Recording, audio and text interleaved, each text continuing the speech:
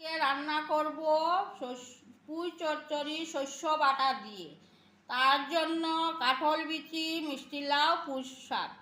তার জন্য নিয়েছি হলুদের গুঁড়ো, মরিচের গুঁড়ো, লবণ আর শস্য বাটা, সম্বাসের জন্য পাঁচফোড়ন, তেজপাতা। তেলটি এখন গরম হয়েছে। এবার তেজপাতা দিয়ে দিলাম, পাঁচফোড়ন দিয়ে দিলাম।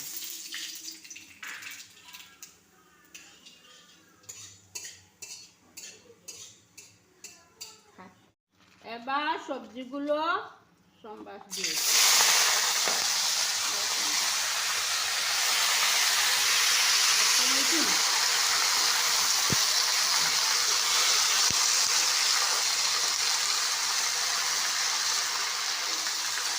এবার মশলা দেব।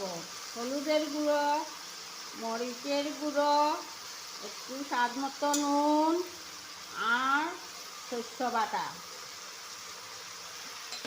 আর মশলা দিয়েছি, নাড়াইয়া দিচ্ছি।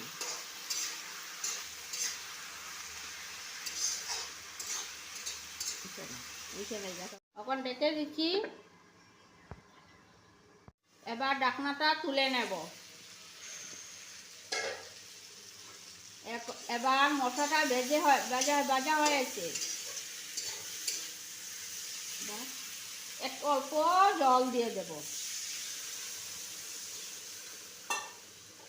জল দিয়ে দেখে নেব।